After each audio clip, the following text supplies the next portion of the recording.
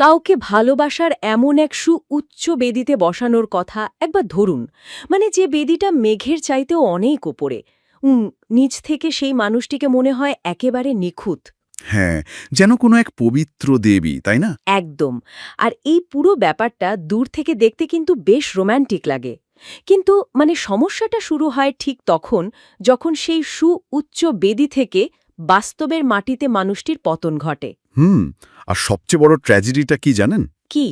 ওই ওপর থেকে পড়া মানুষটির চেয়ে আম, নিচে দাঁড়িয়ে থাকা যে মানুষটি তাকে ওই বেদিতে বসিয়েছিল, সেই আসলে সবচেয়ে বেশি পিষ্ট হয়। দারুণ বলেছেন। তো আজকের এই গভীর বিশ্লেষণে আমরা ঠিক এমনভাবেই পিষ্ট হওয়া একটা মনস্তাত্ত্বিক গোলকধাঁধা নিয়ে কাটাছেঁড়া করতে যাচ্ছি।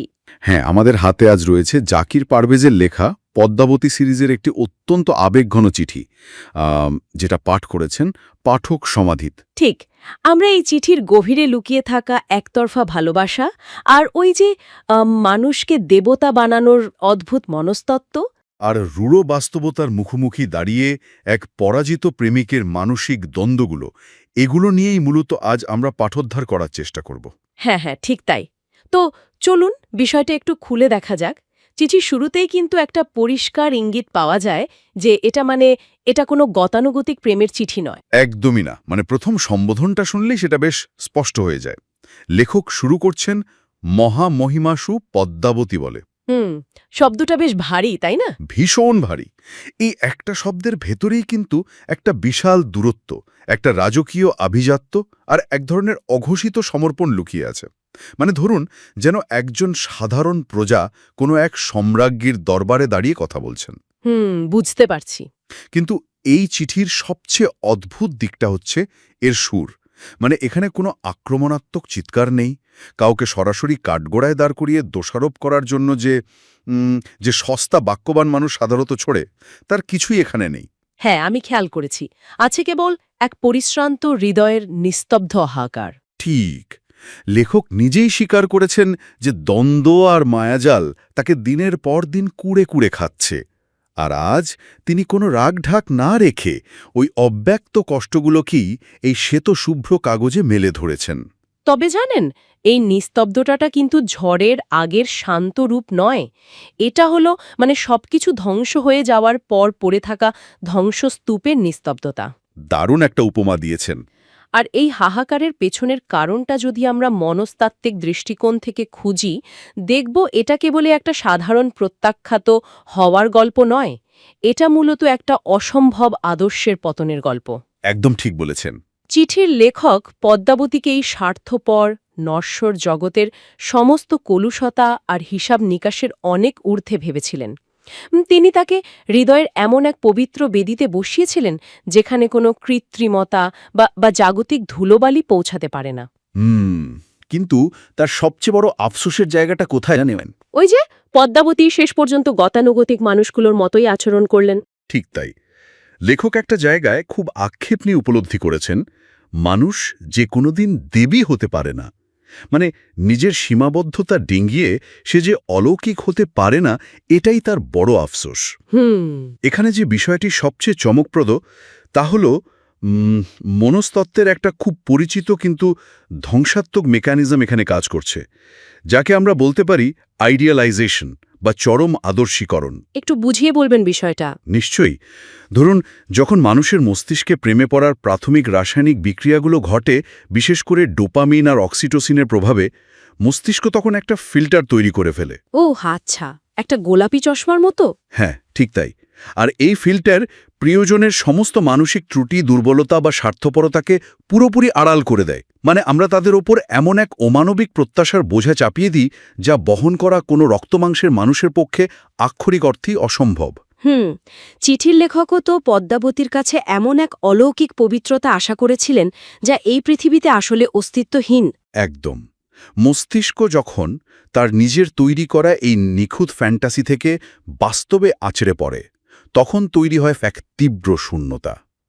মানুষ তখন বুঝতে পারে যে সে আসলে অপরদিকের মানুষটিকে ভালোবাসেনি। তাহলে কাকে বেসেছে? সে ভালোবাসে মানুষটির সম্পর্কে তার নিজের মস্তিষ্কের তৈরি করা একটা নিখুঁত কনসেপ্ট বা ধারণাকে। দাঁড়ান, এখানেই আমার একটা বড়সড় খটকা লাগছে। আচ্ছা, বলুন তো। মানুষের ওপরেই যে জোর করে দেবত্ব আরোপ করা, এটা কি এক ধরনের অবিচার নয়? মানে পদ্মাবতী তো হয়তো কখনো এসে দাবি করেননি যে তিনি দেবী, তা তো বটেই। বা তিনি সমস্ত পার্থিব হিসাব নিকাশের ঊর্ধ্বে এমন কথাও তো বলেননি। হুম। লেখক নিজেই তাকে নিজের কল্পনায় একটা অবাস্তব উচ্চতায় বসিয়েছেন। একদম। তারপর যখন পদ্মাবতী একজন সাধারণ মানুষের মতো নিজের ভালো মন্দের হিসাব করেছেন, নিজের গণ্ডি বা বাউন্ডারি নির্ধারণ করেছেন, তখন লেখক ভেঙে পড়েছেন। এটা অনেকটা আয়নার সামনে দাঁড়িয়ে নিজের আসল প্রতিবিম্ব দেখে আয়নার উপরই রাগ করার মতো শোনায় না? বেশ কড়া একটা পয়েন্ট তুলেছেন। মানে লেখকের এই যে তীব্র কষ্ট আর হাহাকার, এটা কি সত্যিই পদ্মাবতীর কোনো অপরাধ, নাকি লেখকের নিজেরই অবাস্তব প্রত্যাশার ফসল? খুব সুন্দর একটা প্রশ্ন। আসলে লেখকের দিক থেকে চিন্তা করলে তিনি কিন্তু এটাকে কোনোভাবেই অবিচার মনে করছেন না। তাই হ্যাঁ, তার কাছে এটা হলো নিঃস্বার্থ সমর্পণ বা চূড়ান্ত ভক্তি। তিনি তার সর্বোচ্চটুকু দিয়ে একটা বেদি তৈরি করেছেন। কিন্তু আপনি যদি বৃহত্তর মনস্তাত্ত্বিক দৃষ্টিকোণ থেকে দেখেন, তাহলে হ্যাঁ, মানে আমার কথাটা তাহলে ঠিক? হ্যাঁ, এটি পরোক্ষভাবে অপর মানুষের সত্তার উপর এক ধরনের মানসিক আগ্রাসন। আমরা যখন কাউকে দেবী বানাই, তখন আমরা আসলে তাদের মানুষ হওয়ার অধিকারটুকু কেড়ে নিই। মানুষের তো ভুল করার অধিকার আছে। ঠিক, ভুল করার অধিকার আছে, স্বার্থপর হওয়ার অধিকার আছে, আর সবচেয়ে বড় কথা হলো নিজের সীমানা বা বাউন্ডারি নির্ধারণ করার অধিকার আছে। লেখক নিজের আবেগের তীব্রতায় এই অধিকারগুলো পদ্মাবতীকে দিতে প্রস্তুত ছিলেন না। ও আচ্ছা, তার মানে তিনি তার চিঠিতে বারবার যে আক্ষেপ করছেন। হ্যাঁ, তার গভীরে কিন্তু এই রূঢ় সত্যটাই লুকিয়ে আছে যে তিনি তার নিজের তৈরি করা বিশাল প্রত্যাশার ভারেই নিজে পিষ্ট হয়েছেন। বুঝতে পারছি। তবে এই চিঠির সবচেয়ে আকর্ষণীয় মনস্তাত্ত্বিক স্তরটি উন্মোচিত হয় এর ঠিক পরের ধাপে।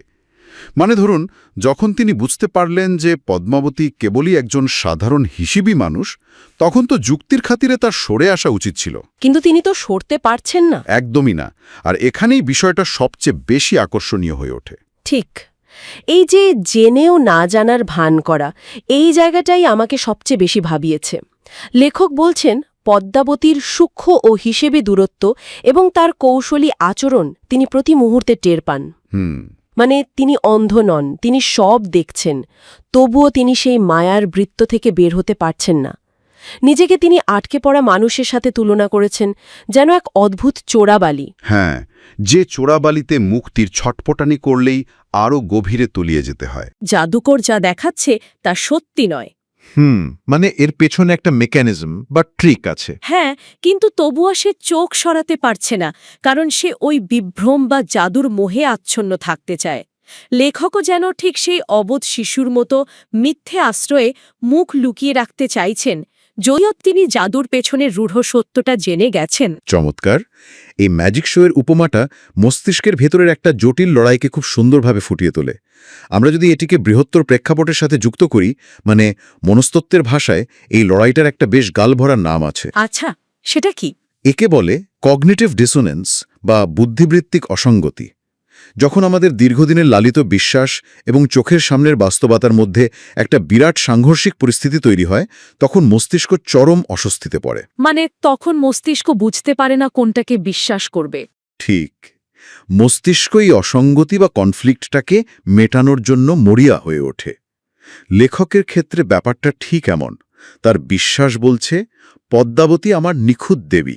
হ্যাঁ, ঠিক ধরেছেন। লেখক জানেন ওই চোরাবালিতে তার আবেগিক মৃত্যু নিশ্চিত। কিন্তু ওই চোরাবালিটা যেহেতু পদ্মাবতীর মায়ায় ঘেরা, তাই তিনি সেখান থেকে উঠে এসে একাকিত্বের বিশাল শূন্যতায় পড়ার চেয়ে তিলে তিলে তলিয়ে যাওয়া কি মেনে নিচ্ছেন। একদম।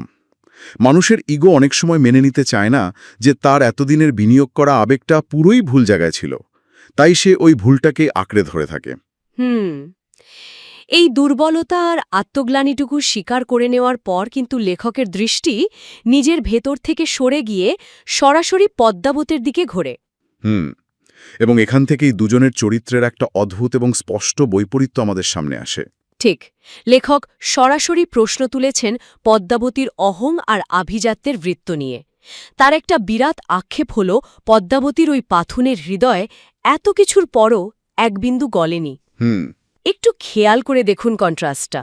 একদিকে লেখক চাইছেন নিঃস্বার্থভাবে বিলীন হতে, তার বুকে জমে আছে মেঘ না হওয়া কান্নার দল, আর ঠিক উল্টো দিকে পদ্মাবতী ব্যস্ত ছিলেন নিজের সুরক্ষা প্রাচীর ধরে রাখতে। হ্যাঁ, আর এই অবহেলার ফলেই লেখকের জীবন্ত রূহ বা আত্মা একেবারে ছাই হয়ে গেছে বলে তিনি দাবি করছেন। শুধু তাই নয়, তার এও মনে হয় যে পদ্মাবতীকে জবাবদিহিতার কাঠগড়ায় দাঁড় করানোর মতো সামান্যতম যোগ্যতাও হয়তো তার নেই। তাহলে এই সমীকরণটাকে আমরা কিভাবে দেখব?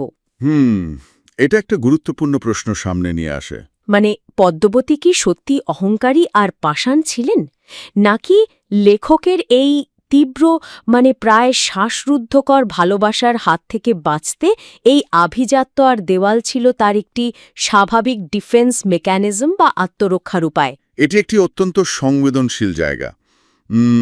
আমরা যদি পরিস্থিতিটা চিঠির লেখকের আবেগের চশমা খুলে একটু নিরপেক্ষ দৃষ্টিকোণ থেকে বিশ্লেষণ করি, তাহলে দেখব এটি আসলে একটি অরক্ষিত আবেগময় সত্তা এবং একটি সুরক্ষিত হিসেবি সত্তার মধ্যকার এক অসম লড়াই। লেখক একেবারে নিঃশর্ত সমর্পণের কথা বলছেন। তিনি বিলীন হয়ে যেতে চাইছেন। শুনতে বা কবিতায় পড়তে এটা খুব রোম্যান্টিক লাগে, কিন্তু বাস্তবে অন্য একজন মানুষের জন্য এটা ভীষণ ভীতিকর হতে পারে। ভীতিকর কেন? কেউ আমাকে নিঃস্বার্থভাবে ভালোবাসছে, এটা তো মানুষের একটা আদিম চাওয়া, তাই না? হ্যাঁ, কিন্তু নিঃস্বার্থ সমর্পণের সাথে সাথে একটা বিশাল মানসিক বোঝাও চলে আসে।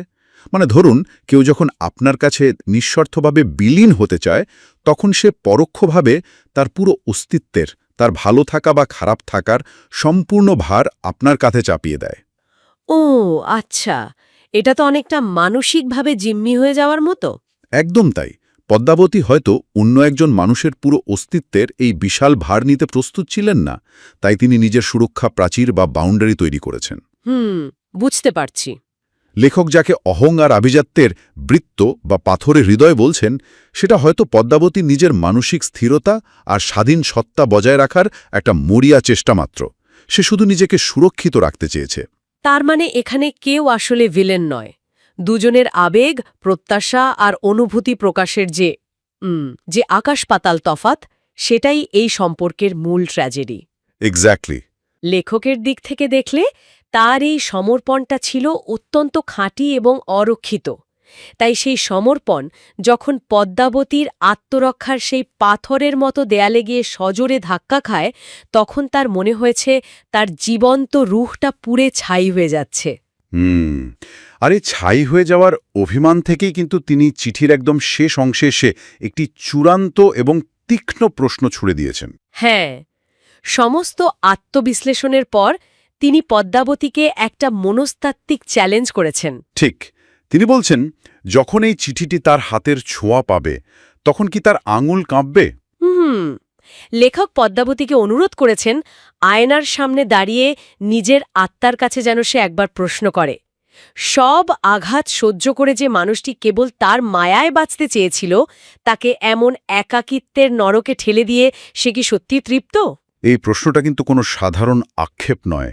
এটা অনেকটা একটা মনস্তাত্ত্বিক অভিশাপের মতো কাজ করে। মনস্তাত্ত্বিক অভিশাপ মানে হলো, লেখক আসলে পদ্মাবতীর অবচেতন মনে একটা অপরাধবোধ বা যন্ত্রণার বীজ রোপণ করে দিয়ে যাচ্ছেন। তিনি যেন নিশ্চিত করতে চাইছেন যে তার এই অনুপস্থিতি পদ্মাবতীকে আজীবন তাড়া করে বেড়াবে। এবং পরিশেষে লেখক তার চিরন্তন পরাজয়ের গ্লানি নিয়ে মহাকালের বুকে হারিয়ে যাওয়ার কথা ঘোষণা করেছেন। নিজেকে তিনি উল্লেখ করেছেন তোমার মায়ার বৃত্তে বন্দী থাকা এক রিক্ত পথিক হিসেবে। এই যে রিক্ত হাতে সমস্ত পরাজয় মেনে নিয়ে বিদায় নেওয়ার ঘোষণা, এটা চিঠিটাকে একটা মহাকাব্যিক ট্র্যাজেডির রূপ দেয়। ঠিক। লেখক খুব সচেতনভাবেই স্বীকার করে নিচ্ছেন যে তিনি পরাজিত। এই চিরন্তন পরাজয়ের গ্লানি মেনে নেওয়া মানে হল তিনি বুঝতে পেরেছেন যে ভালোবাসার এই অসম যুদ্ধে আবেগ কখনোই বাস্তবতার হিসেবই প্রাচীর ভাঙতে পারে না। আসলেই।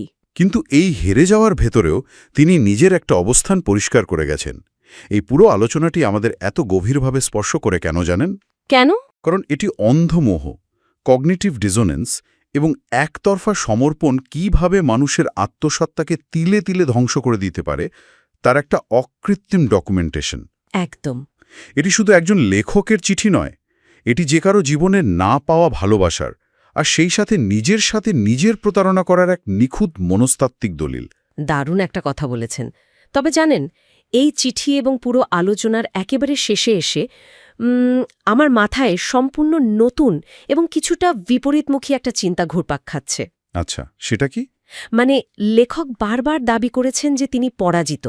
তিনি কেবলই একজন রিক্ত পথিক যিনি এই মহাকালের বুকে হারিয়ে যাবেন, আর পদ্মাবতী তার নিজের সুরক্ষিত বৃত্তির দিব্যি সুখে থাকবেন। হ্যাঁ, তিনি তো এমনটাই বলছেন। কিন্তু একটু তলিয়ে ভাবলে বাস্তবে কি ঠিক তাই ঘটল? মানে আপনি বলতে চাইছেন এই অসামান্য হৃদয়ে বিদারক চিঠিটি লেখার মাধ্যমে তিনি কি আক্ষরিক অর্থেই পদ্মাবতীকে চিরকালের জন্য তার নিজের গল্পের ফ্রেমে বন্দী করে ফেললেন না? এটা তো দারুণ একটা দৃষ্টিকোণ। তাই না? যেই মানুষটি বাস্তব জীবনে হেরে গেল, সেই মানুষটি তার শব্দের জাদুতে, তার লেখনী দিয়ে এমন এক বেদনার স্মারক তৈরি করে গেল যা শতাব্দীর পর শতাব্দী ধরে মানুষের মনে দাগ কাটবে। অমর হয়ে রইল। সাহিত্যের এই বিস্তীর্ণ অঙ্গনে কি এই পরাজিত প্রেমিকই আসলে চূড়ান্ত বিজয়ী হয়ে রইলেন না? শুরুতে আমরা যে উচ্চ বেদির কথা বলছিলাম, লেখক হয়তো তার ভালোবাসার মানুষকে বাস্তবের বেদি থেকে পড়ে যেতে দেখেছেন, কিন্তু তার এই হাহাকার আর শব্দগুলো দিয়ে তিনি শিল্পের জগতে এমন এক নতুন বেদি গড়ে তুললেন যেখান থেকে পদ্মাবতীর আর কোনোদিন পতন হবে না। অসাধারণ। এই অদ্ভুত বৈপরীত্যটি হয়তো আজকের এই পুরো বিশ্লেষণ থেকে পাওয়া সবচেয়ে বড় চিন্তার খোরাক। একদম। এটা এমন একটা প্রশ্ন যা নিয়ে চাইলেই নিজের সাথে দীর্ঘক্ষণ তর্ক করা যায়।